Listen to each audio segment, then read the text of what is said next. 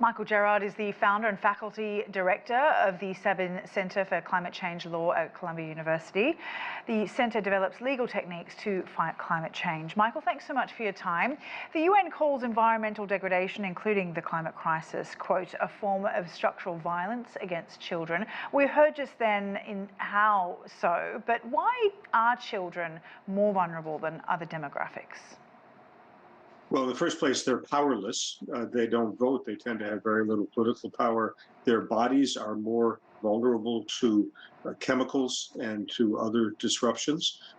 Their development can be impeded by pollution and extreme heat and the other kinds of terrible environmental hazards that are happening around the world. So they are especially vulnerable, and they'll be around a long time. And so they'll be around in decades from now when climate change is even worse than it is today. Now, the UN says that young people must be included when drawing up new guidance. How important is it that the younger generations are part of this policy planning? The decision that just came out demonstrates how important it is, because the interests of children are paramount. The Convention on the Rights of the Child says that, and they need assistance from adults in doing that. But this committee had an advisory group of a bunch of young people who contributed very substantially to its decision. So do you think in some ways this document is designed to make children and adolescents more aware of their rights as well?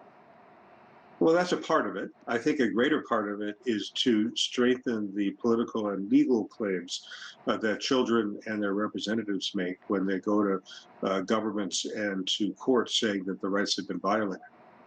Now, a key principle of the treaty is that governments ensure businesses protect children's rights from climate-related harm. What role do businesses play, and what challenges lie ahead in terms of regulating industries so specifically? Well, of course, businesses are the entities that extract fossil fuels and burn them, and also build the equipment like motor vehicles that uses them. So businesses have the central role, and it's important that this decision highlights the obligation of businesses to take action to greatly reduce their climate impact and their other environmental impacts. And will it be challenging to regulate that, especially on such an international level?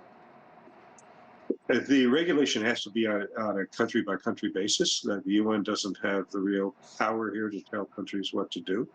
It'll be politically challenging, more in some countries than others, but there are certainly well-established legal and regulatory techniques that can be used and are successfully being used in a number of countries to regulate businesses to require them to reduce their pollution.